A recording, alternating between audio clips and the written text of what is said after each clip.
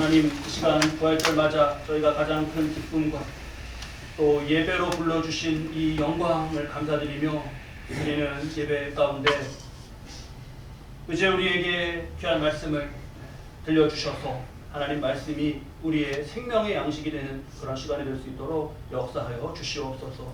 한 사람 한 사람 하나님 바라보며 정말 주님 그 발 아래서 듣는 그러한 말씀 통하여서 우리 삶의 복된 방향과 내 삶의 문제들을 정말 하나님께서 말씀으로 응답하시고 해결하여 주시는 그런 역사가 있도록 하시고, 모든 이 역사 가운데 주님의 영광이 드러나는 그런 우리 성도님들의 삶의 자리가 될 수 있도록 인도하여 주시옵소서. 전하는 자의 부족함과 허물은 다 주님의 눈부신 그 부활의 영광의 옷자락으로 가려 주시옵소서. 예수 그리스도의 이름으로 기도드립니다. 아멘. 우리 세상에 참 우리가 믿기 어려운 일들이 많이 있죠. 그런 일들 가운데 가장 단연 최고는 부활일 것입니다. 예수님의 부활. 어떻게 예수님 부활하실 수 있는 거죠? 오늘 본문 말씀에 2절 말씀을 보면 큰 지진이 나며 주의 천사가 하늘로부터 내려와 돌을 굴려내고 그 위에 앉았는데, 그리고 3절에 형상이 번개 같고 옷은 눈같이 시건을 했습니다. 환하고 빛나는 이들이 나타났고, 그리고 땅에서는 지진이 있었습니다. 그리고 그들이 빈 무덤을 가리키면서 예수님의 부활을 알려주었습니다. 여러분, 이 빈 무덤과 이 여인들이 이 만난 이렇게 부활에 대해서 듣게 된 이 상황에는, 이 말씀에는 여러 가지 의미가 있습니다. 그런데 그 중에서 무엇이 있냐면, 이 부활은 하나님께서 이렇게 직접 설명해 주셔야 했던 일이라는 그런 의미가 있습니다. 사람이 이것을 말해주면 인간의 상상 바뀌기 때문에 사람이 이거 말해주지 못합니다. 부활을 믿지 못하겠다 하시는 그런 분들도 많이 계시는데, 저는 그런 마음이 잘 이해가 됩니다. 아니 당시에 제자들도 들었을 때 제자들도 그렇게 가까이 서 있으니 따르고 부활에 대해서도 듣고 했던 제자들도 듣고 의심했습니다. 근데요, 재밌는 게 뭐냐 하면, 예수님을 정말 잘 믿는 그런 사람 중에는 처음에 부활이나 예수님의 실존에 대해서 되게 강하게 거부하고 그것을 의심하고 했던 이들이 많다라는 거죠. 그런 이들이 뒤에 예수님을 굉장히 잘 믿는 그런 변화된 케이스가 너무나 많습니다.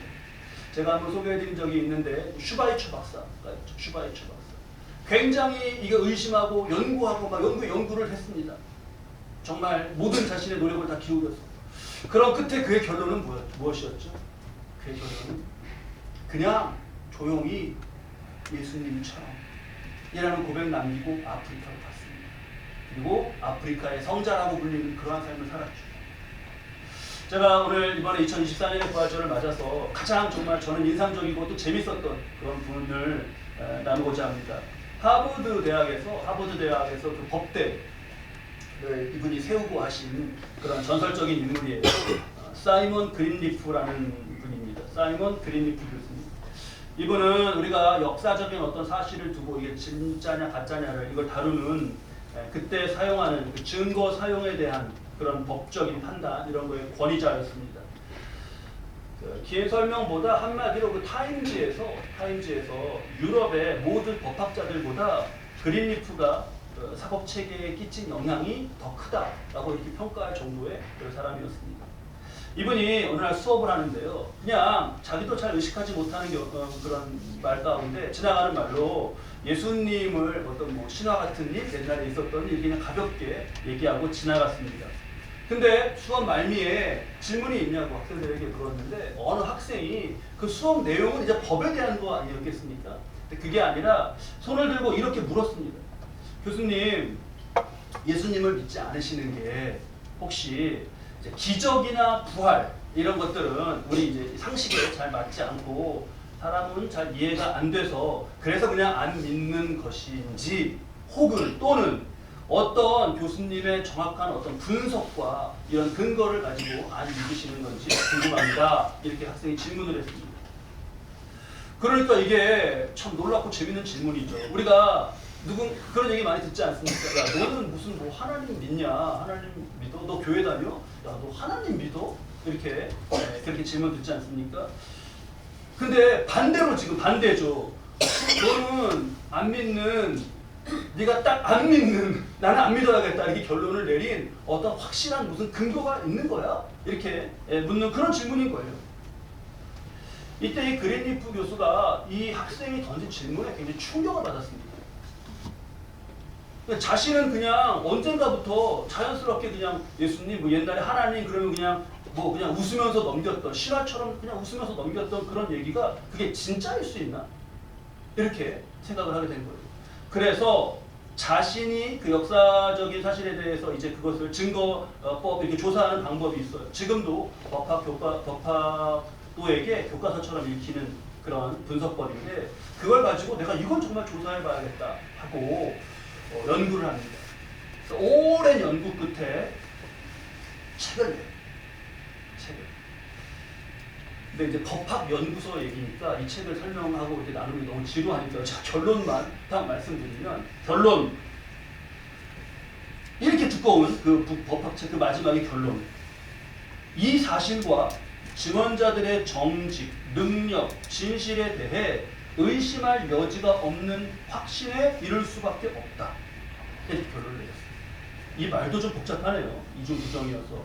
간단하게 말하면 이분이 예수를 믿게 된 거예요. 그 전까지 유대교 신자였습니다.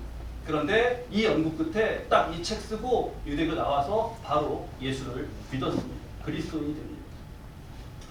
보통 의심은 되게 우리가 이제 안 좋고 나쁜 것으로 그렇게 말합니다. 근데 꼭 그렇게만 볼 일도 아닌 것 같습니다.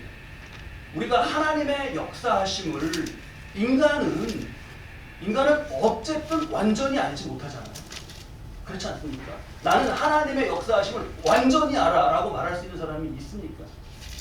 그렇기 때문에 완전히 알지 못하기 때문에 때로 의심 같은 게 들고 그걸 갖기도 합니다. 저는 재밌었던 얘기가, 어떤 분은 예수님 믿고 잘 신앙생활 하시는데 그분은 이 마리아가 천연대 아이를 가졌다 이것만은 잘 안 믿겨진다는 거예요. 이것만. 그분 말씀 재밌었습니다. 그래서 우리도 오늘 신앙 고백 이렇게 함께 했는데, 그분은 그래서 그 부분만 되면은 이제 그냥 웅얼웅얼 버무리시는 거예요. 그래서 나는 그의 유일하신 아들 우리 주 예수 그리스도를 믿습니다. 그는 성령을 하시고 본디오 빌라도에 이렇게 넘어가신다는 거예요. 그래서 그 말, 그 얘기 함께 들으면서 재밌었습니다. 저도 목회자의 아들로 자랐는데요. 의심과 질문이 참 많았습니다. 청소년 시기에도 그렇고 청년 때도 그렇고. 그래서 아버지께 나름 제가 그 날카롭게 질문을 막 드리고 했었죠. 근데 그때 아버님께서 해주셨던 대답, 그 말들 대답, 그거는 정확히 지금 기억나지 않습니다. 제가 아버님 2000년에 여였어요. 시간이 한참 이제 지나고 해서 그 전에 이렇게 어떤 내용으로 대답해 주셨는지 대답은 잘 기억나지 않습니다. 근데 그런 저의 태도를 이렇게 나무라시지 않으시고 또 믿음을 강요치도 않으시고 자상하게 이렇게 설명해 주시던, 그러면서 이렇게 웃음 짓고 설명해 주셨는데 다른 건 다 기억이 안 나는데 그렇게 자상하게 웃음 짓으셨던 그것이 많이 생각이 납니다. 제가 신학 공부하면서 만난 그 믿음에 대한 참 좋은 정의가 있습니다. 믿음. 여러분, 믿음이라는 것을 어떻게 정의하셔요? 믿음. 우리가 갖고 있는 믿음. 뭐 가장 교과서적으로 믿음이라는 거는 그냥 그런 거잖아요. 예수님이 구세주이신 거를 믿는 그런 마음, 뭐 이거잖아요. 그냥 간단하게 해서 누구나 다 알 수 있게 그렇게 설명하잖아요. 근데 제가 새롭게 들었던 정의는 이런 것이었어요. 믿음은 하나님이 사람을 설득해 가시는 과정이다. 저는 이 정의가 너무나 신선하게 들렸습니다. 하나님이 우리를 설득해 가시는 과정이래요, 믿음이. 그렇게 믿음을 볼 수 있구나. 여러분, 예수님은 죽으신 후에 3일 만에 다시 살아나셨습니다. 목숨의 이 죽음을 넘어서 영원한 그런 생명을 우리에게 보여주신 거예요. 행여 의심이 남는 분들 계십니까? 너무 자책을 마십시오. 인간은 부활을 머리로 다 이해 못합니다. 그런데 우리가 하나님과의 관계, 작은 관계로부터 시작되어서 하나님과 함께 살아가는 그러한 삶 가운데 그렇게 살아가다 보면 서서히 우리 안에서 하나님이 역사하시면서 믿음을 만들어 가시는 면이 있습니다. 아마 많은 분들 공감하실 거예요. 믿음이라는 건 내가 갖고자 하는 마음으로 순전히 나의 주관만으로는 되지 않는 능력이 있습니다. 믿음은 그런 의미에서 부활하신 주님이 지금 역사하셔서 우리 안에 만들어 가시는 그런 하나님의 역사입니다. 일단 믿음의 길에 들어서신 여러분들, 일단 예배 하나님을 예배드리고 하는 신앙의 삶을 사시는 여러분, 우리 그렇지 않습니까? 우리 안에서 하나님의 일하심을 두고 그걸 또 기대하면서 그것을 기뻐하는, 기대하고 기뻐하는, 좀 더 많이 기뻐하며 살아가는 그러한 우리의 모습이 될 수 있길 바랍니다. 제가 이번 부활절 맞으면서 말씀 묵상할 때 제게 가장 크게 울린 말씀은 오늘 우리에게 주신 본문 말씀 중 8절 말씀입니다. 우리 8절 말씀 함께 읽으실까요? 그 여자들이 무서움과 큰 기쁨으로 빨리 무덤을 떠나 제자들에게 알리려고 다름질할세. 여기서 여러분, 그 여자들이 무서움과 기쁨이 같이 있을 수 있나요? 좀 상충되지 않습니까? 그런 거죠. 그러니까 의심과 기쁨이, 당황과 기쁨이, 혼란과 기쁨이 같이 있는 거예요. 여인들의 이 마음에 대한 묘사 말씀이야말로 부활에 대한 우리의 가장 진실한 태도입니다. 우리의 믿음의 범위 안에서 때로 놀람도 있고 의심도 있고 불안도 있고 한 영역은 영역대로 인정하되, 그런데 그 안에서 이 기뻐하면서 살아가는 그 삶을 우리가 꼭 살아가실 수 있기 바랍니다. 일단 하나님께서 죄인을 위해서 계획을 세우신다 라는 그 자체부터 우리에게 희망 아닙니까? 그 자체부터 우리는 희망을 가질 수 있고, 그 자체부터 그냥 우리는 그렇기 때문에 기뻐할 수 있어요. 죄인이고 우리가 부족하고 다 연약합니다. 근데 하나님은 그걸 어떻게 하셔요? 하나님은 그런 우리를 어떻게 하셔요? 그 다음이 어떻게 하셔요? 그런 우리를 불쌍히 여기시잖아요. 그것 자체가 우리에게 희망 아닙니까? 내가 뭔가를 잘못했어요. 내가 뭔가 정말 그랬어요. 그래서 내가 어떡하지 하는데 부모님에게 어릴 때 나 혼나겠구나 하고 집에 들어갔는데 부모님이 딱 눈이 마주쳤어요. 들어가면서 막 이게 뛸 거 아닙니까? 어떡하지? 근데 부모님이 0.01초 사이에 간파해 보니까 웃으시기 시작해요. 그러면 그때부터는 어떤 거예요? 희망이 있는 거잖아요. 소망이 있고, 나 용서해 주시고 이렇게 하시는구나라고. 그렇게 해요. 하나님은 죄인을 위해서, 부족한 우리를 위해서 그 다음에 불쌍히 여기죠. 벌써 여기서부터 우리는 기뻐하고 희망을 갖는 그런 마음이 되는 겁니다. 이때 사람들 부활을 알지도 못했고요. 십자가에서 예수님이 죽으시는 것을 두고 누구도 아무것도 할 수가 없었습니다. 우리 동일한 마태복음 28장에 이 예수님 순환에 대한 말씀이 누가복음에 보면 이렇게 기록되어 있어요. 우리 48절 49절 함께 읽을까요? 이를 구경하러 모인 무리도 그 된 일을 보고 다 가슴을 치며 돌아가고, 예수를 아는 자들과 갈릴리로부터 따라온 여자들도 다 멀리 서서 이 일을 보니라. 우리 금요일에도 말씀이 나눴는데 지금 예수님 십자가에서 달려 돌아가시는데 할 수 있는 게 뭐죠?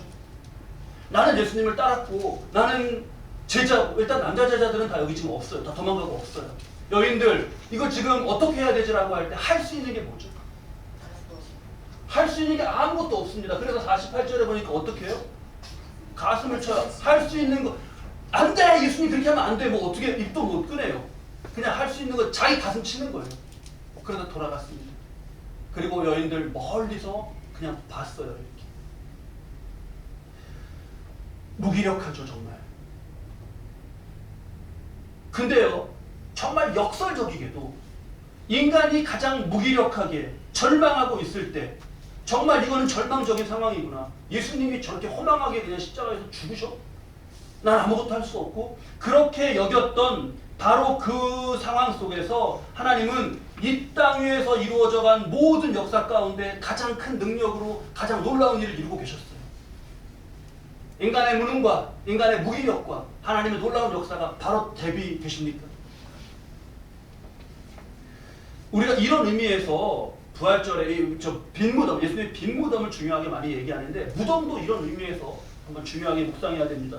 여러분 그때 무덤은 안에다가 집어넣고 그 다음에 큰 돌로 막고 그 다음에 당시에 이 빌라도에 의해서 이게 사형이 언도되고 다 집행되는 로마 정부의 주관으로 집행되는 것이었기 때문에 그 돌을 이렇게 했으면 그거를 크로스로 이렇게 X자로 해서 밧줄로 묶습니다.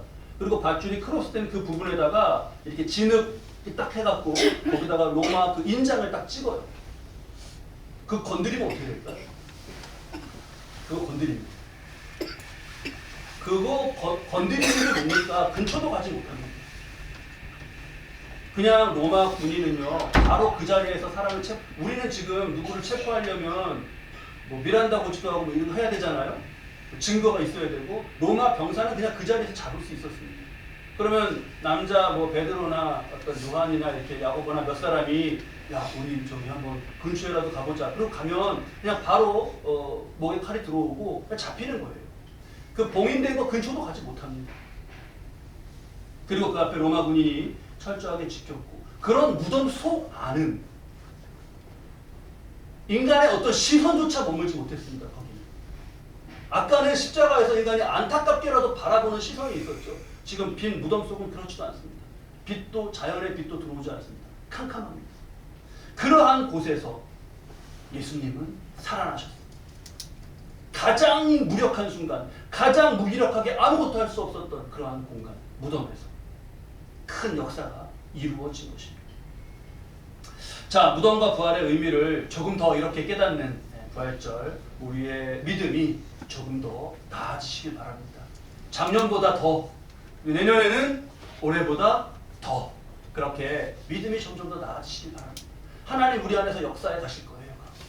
그래서 저기 우리 표 중에 첫 번째 더 나은 나, 그때 더 나은 나의 믿음이 더 나은 것도 하나님께서 이루어 가실 겁니다.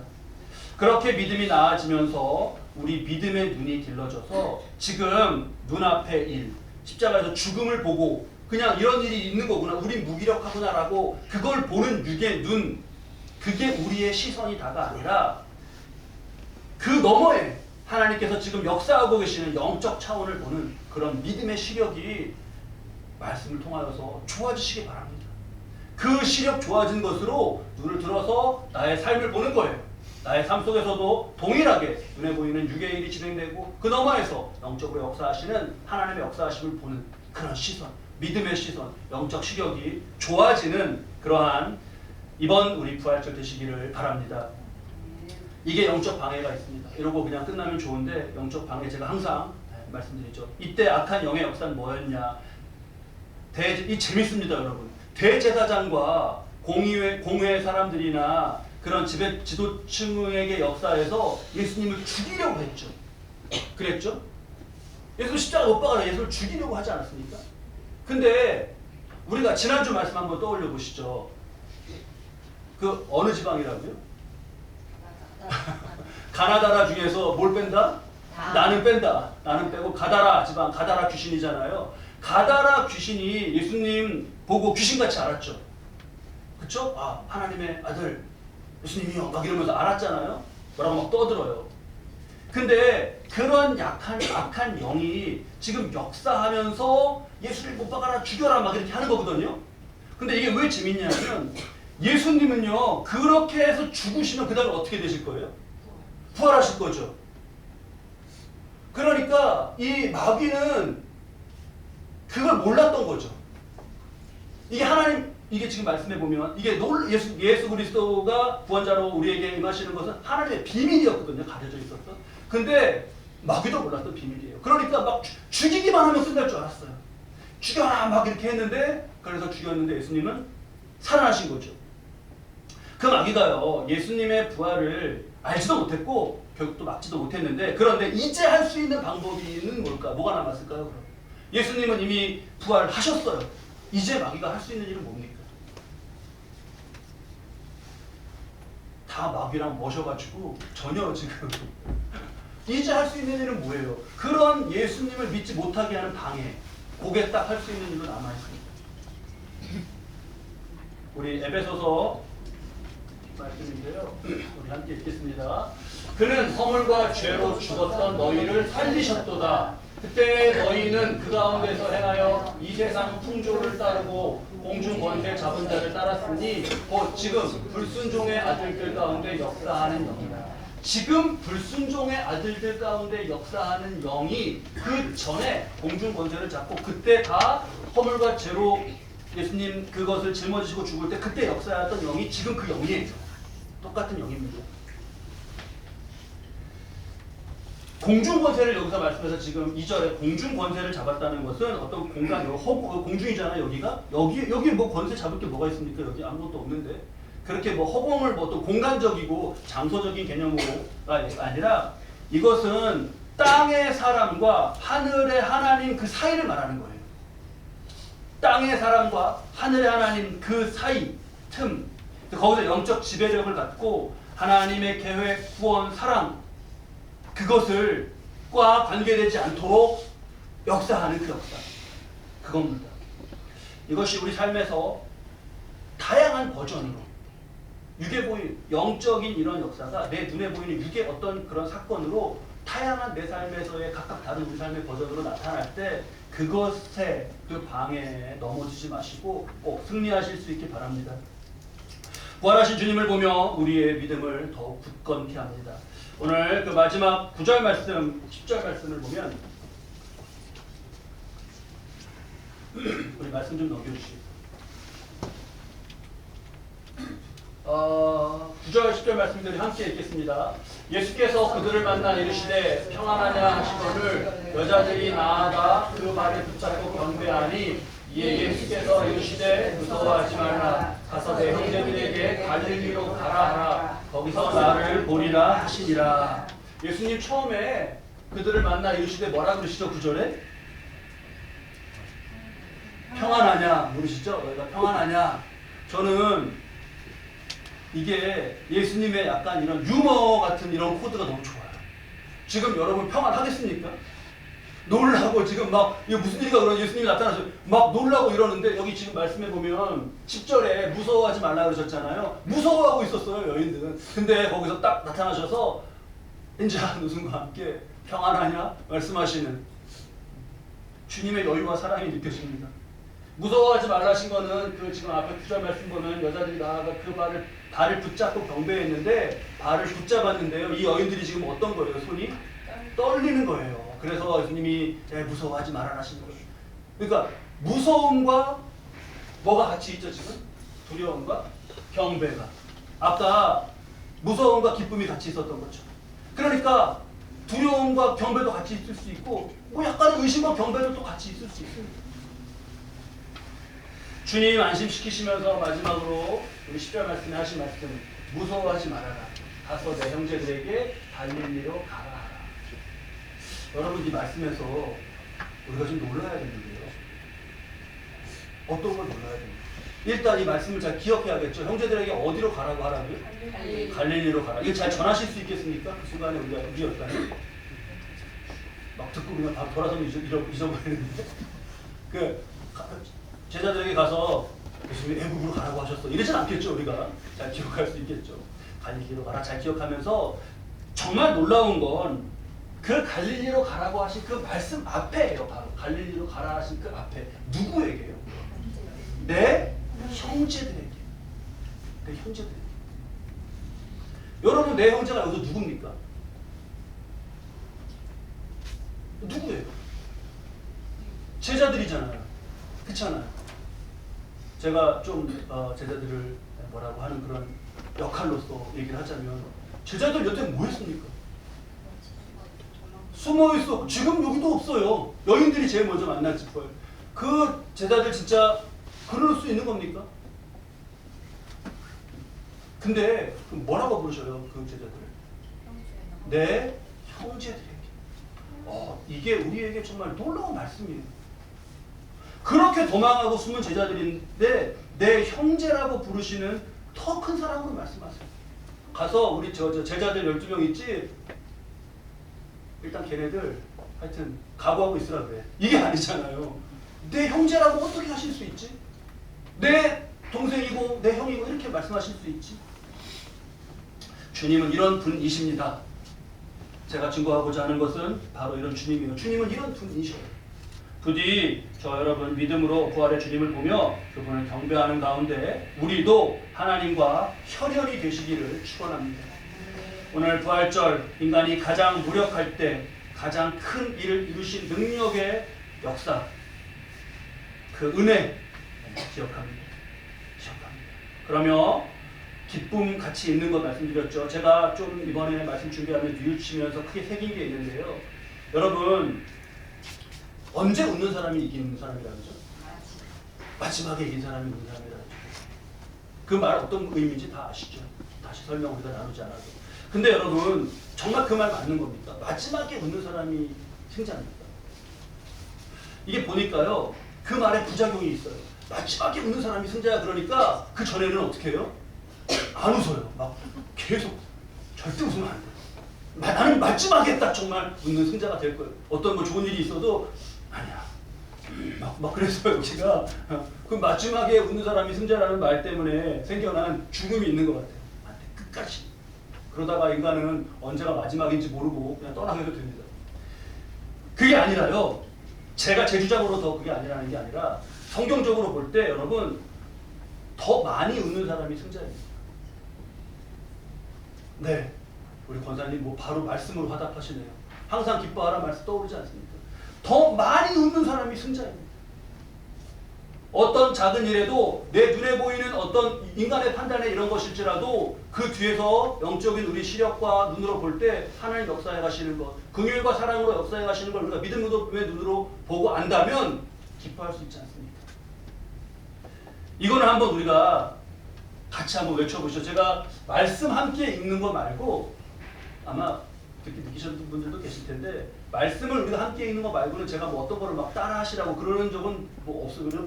표어 때나 특별하게 그러고 막 예를 들면 뭐 건강이 최고다 막 따라 하십시오 이런 거 제가 그런 적 있습니까? 저는 기억이 안 나는데 혹시 있으면 부족할 수 있으니까 못할 수 있으니까 알려주셔요. 근데 그렇게 하지 않습니다. 그냥 저는 하나님의 말씀만 함께 읽고 싶고 그래서 그래요. 근데 더 많이 웃는 사람이 승자다. 이거는 좀 했으면 좋겠습니다. 왜냐하면 이건 항상 기뻐하시는 말씀에 대한 우리의 묵상이고 결론이니까. 한번 같이 따라 하시죠. 더 많이 웃는 사람이 승자입니다. 내가 승자가 되겠습니다. 아멘. 우리가 더 많이 웃자라는 건 실없이 그냥 막 웃고 다니는 게 아니라 분명한 하나님의 역사하심을 믿는 믿음의 웃음을 말씀드리는 거예요.